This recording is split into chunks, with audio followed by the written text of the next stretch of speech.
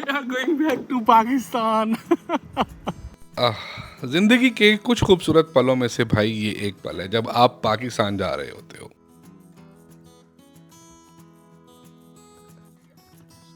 चले super excited यार। Thank you father. छोड़नी नहीं नहीं, आप मेरे साथ जा रहे हो।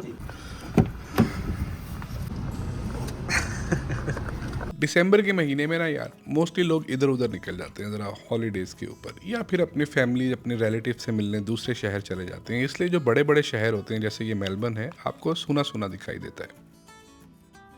और आपस की बात बताऊं तो फिर आपका भी दिल ललचाता है। थोड़ा बजट होना चाहिए पाकिस्तान जाने के लिए, उसके बाद टिकट कराओ और पाकिस्तान पहुंच जाओ। हाँ, अलबत्ता इस दफ़ा हमारे पास सामान काफ़ी ज़्यादा था क्योंकि हमने थोड़ी शॉपिंग कर ली थी।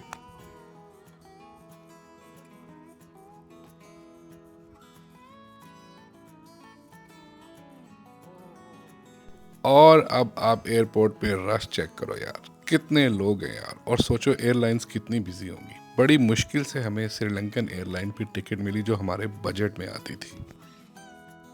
बहुत ज़्यादा रश है यार, बहुत ज़्यादा रश है, टू बी वेरी ऑनेस्ट। ओए होए होए, लेकिन मैं बहुत ज़्यादा एक्साइटेड हूँ यार।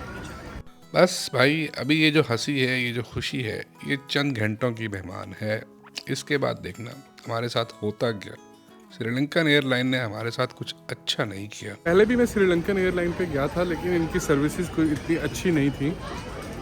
जहाज़ बस मंठार तैयारा ही था, लेकिन उस बात को हो गए तकरीबन 1.5-2 साल। और अब देखते हैं कि 1.5-2 साल के अंदर क्या फ़र्क आया है। इंशाल्लाह एक दिन के बाद हम लाहौर एयरपोर्ट पे इसी तरह खड़े होंगे, लेकिन तब बहावलपुर जाने के लिए सिर्फ 24 आवर्स के बाद। इंशाल्लाह इंशाल्लाह। ये मैंने दिल में बोला था क्योंकि मुझे जहाज से भाई बहुत डर लगता है। तो अपने आप को यही समझा रहा था कि सिर्फ 24 घंटे की तो बात है यार, उसके बाद तो हम लैंड कर देंगे पाकिस्तान में। डरना किस बात का। बहुत थक गए यार, सुबह के उठे हुए हैं, सारा काम, पैकिंग। फैमिली के साथ जाना बहुत मुश्किल हो जाता है यार। जब मैं अकेला था ना, जब मैं अकेला था, सिंगल था, तब मेरा सिर्फ हाफ बैग होता था, एक पूरा बैग भी नहीं होता था। 2-3 शर्ट्स, 2-3 ट्राउज़र्स, 1-2 जूते एंड दैट्स इट। मतलब कई दफ़ा मैंने पाकिस्तान जाते हुए 2 घंटे पहले या 1 घंटा पहले पैकिंग की होगी और उसके बाद एयरपोर्ट। देखो यार, अच्छे दिन तो आपको हमेशा याद आते हैं ना यार। अब उसके बारे में ज़्यादा बात करेंगे तो फिर कोई फड्डा ना हो जाए यहाँ पे, इसलिए छोड़ो उसको। फिलहाल जाने की टेंशन स्टार्ट हो गई थी क्योंकि लोग बोर्डिंग कर रहे थे और अब मुझे डर लगना शुरू हो गया था।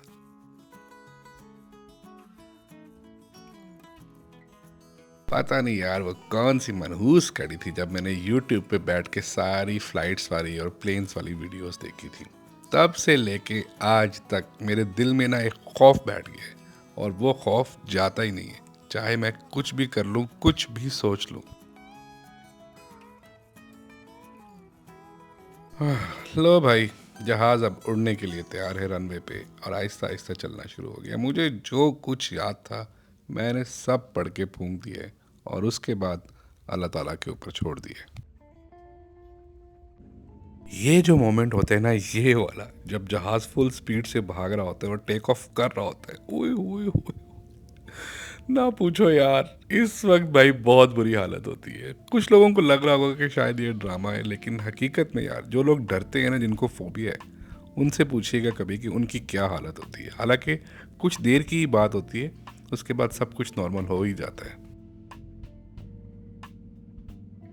थोड़ी देर के बाद मैंने सोचा ज़रा ध्यान को भटकाता हूँ, लेकिन ये जो स्क्रीन थी भाई, आप चेक कर लो कितनी साफ़ सुथरी है। और इनकी भी नहीं चल रही थी और हमारी भी नहीं चल रही थी। Sri Lankan airlines on the top. वैसे ज़्यादा ब्लेम करना बनता नहीं है, आपस की बात है, क्योंकि हम अपनी मर्जी से ही टिकट लेके जा रहे हैं ना यार। खैर छोड़ो इस बात को। थोड़ी देर के बाद रोटी खुल गई की अनाउंसमेंट हो गई और ये फेज़ जो है ये हमें सबसे ज़्यादा पसंद है यार। पता नहीं क्यों प्लेन के अंदर मुझे ये ब्रेड और बटर जो है ना, ये सबसे ज़्यादा अच्छा लगता है। इसलिए ज़रा पहले मैं इसके ऊपर हाथ साफ करता हूँ। और अब बारी थी मेन डिश की। इसके अंदर थे बीफ विद राइस। दिखने में भी ठीक थे और खाने में भी बस गुजारे लायक थे यार। अपना खाना तो मैंने जल्दी जल्दी ख़त्म कर लिया, लेकिन मेरी नीयत नहीं भरी थी, तो मैंने साइड में चेक किया कि बेगम को क्या मिला है, और वहाँ पे थे भिंडी और राइस। तो मैंने ज़रा उसके ऊपर भी हाथ साफ कर लिया। बस ज़्यादा खाना खा लो तो फिर ये हालत होती है। सोना चाह रहा था लेकिन यार नींद नहीं आ रही थी। बहुत गर्मी है यार। 3-4 घंटे यार यूं ही गुजर गए। बड़ा अजीब सा टेम्परेचर था यार। मैंने सोचा थोड़ी वॉक करता हूँ, बाहर का नज़ारा चेक करता हूँ, मुंह हाथ धोता हूँ, शायद थोड़ा सा फ्रेश हो जाऊँ।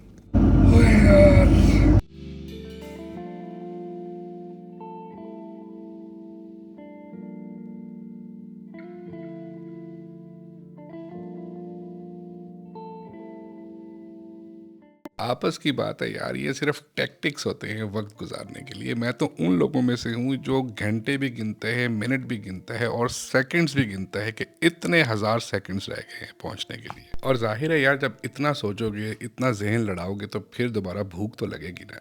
तो ये रहा वेज सैंडविच। हमने कहा ठीक है, आने दो। खाने के मामले में ना शर्माना नहीं चाहिए। अगर शर्माओगे तो भूखे ही रह जाओगे। अपनी तो ये फिलॉसफी है। शायद 3-4 घंटे रहते होंगे श्रीलंका पहुंचने में कि एक और अनाउंसमेंट हुई, और इस अनाउंसमेंट ने फिर से हमें खुश कर दिया।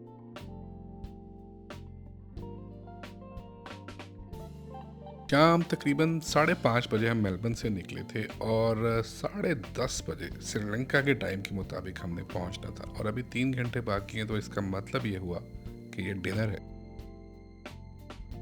डिनर में था लैम्ब और राइस, विच इज फाइन, बस ठीक था।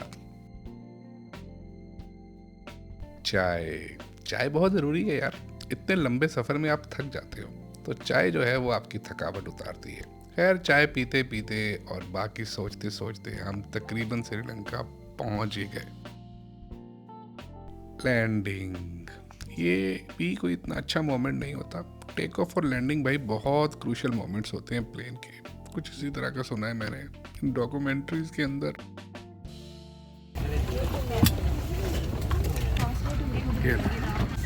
गालियाँ पड़ती है। चलो भाई चलें। पहुंच तो हम गए थे यार, लेकिन बात यह है कि जज्बात के अंदर एक बैग जो है वो जहाज में मैं भूल गया, और यहाँ से हमारी जलालत का सफ़र स्टार्ट हो गया। अभी तक तो मुझे नहीं मालूम था कि जो बैग है वो मैं वहीं पे भूल आया हूँ, क्योंकि मैं अब ये सोच रहा था कि हमारा 10 घंटे का यहाँ पे स्टे है, तो हमने जाना किधर है यार। ये भी एक मुसीबत है। बहुत गर्मी है यार यहाँ पे, सीरियसली हब्स है। जो होटल है ना वो बाहर है यहाँ से। अच्छी खासी जलालत होती है यार। पहले आप वीज़ा लेके आओ अगर आप श्रीलंकन एयरलाइन से पाकिस्तान जा रहे हो। उसके बाद इमिग्रेशन क्लियर करो, और इमिग्रेशन क्लियर करने के पास आपके पास होटल वाउचर होना चाहिए। अगर वो नहीं है तो फिर आपको वो अलग से पता करना पड़ेगा, और होटल वाउचर के बाद फिर आप बाहर आओगे। और अब यहाँ से हम होटल जाएंगे। और इस ज्ञान के फौरन बाद मुझे डांट पड़ी। अब मेरे साथ सबसे बड़ा मसला ये हो गया भाई, एक मैं अपना जो बैग है ना वो प्लेन के अंदर ही भूल गया हूँ। और अब मुझे इनके किसी काउंटर पे जाना है बैगेज क्लेम एंड बेल्ट के ऊपर। Hi there, just a quick question, I forgot my bag in the plane actually and they asked me first counter over there, thank you. कह रहे हैं कि यहाँ पे पड़ा है bag. Hi there ma'am, I was just here for my bag that I forgot in my plane actually, I just thank you. यही है भाई, 2 नए लैपटॉप्स हैं इसके अंदर। This one, yeah, looks pretty alright. Can I see your boarding card? I just show her. Yeah, this one. Thank you. ये जितना smooth लग रहा है उतना स्मूथ था नहीं। यकीन मानो 1.5 घंटा लगा है मुझे। 1.5 घंटा मुझे लगा है काउंटर्स का पूछने का, लोगों का पूछने का, किधर जाना है, कहाँ जाना है। और उस सब के अंदर जो डांट पड़ रही थी वो इस बात पे पड़ रही थी कि और व्लॉग्स बनाओ। खैर, मैंने सोचा थोड़ी करेंसी चेंज करवाता हूँ, खाना खिलाता हूँ, ताकि थोड़ा सा माहौल इजी हो। एनीवेज यार, इंफॉर्मेशन डेस्क से हमें ये पता चला कि बाहर एक वैन मौजूद है जो पैसेंजर्स का इंतज़ार कर रही है, और वो हमें एक होटल ले जाएगी जहां हमने बाकी का वक्त गुजारना है। लेकिन जलालत तो अभी शुरू हुई थी यार। ये थी वो वैन जिस पे हमने जाना था, और ये भाई साहब जो हैं, ये ड्राइवर, ये हमें जिस होटल में छोड़ के गए वो होटल ही गलत था। हमें गलत होटल में ड्रॉप करके ये खुद चले गए वहाँ से।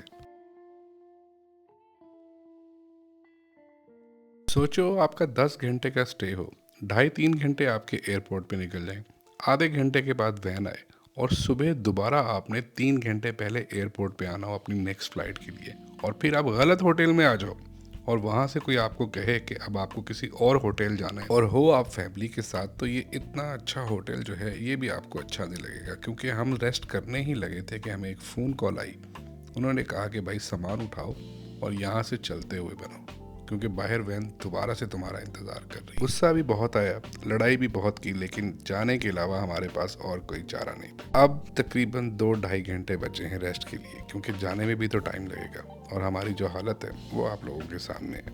खैर सुबह लाहौर की फ़्लाइट है, आपको अगली वीडियो के अंदर बताता हूँ कि लाहौर की फ़्लाइट कैसी रही हमारी।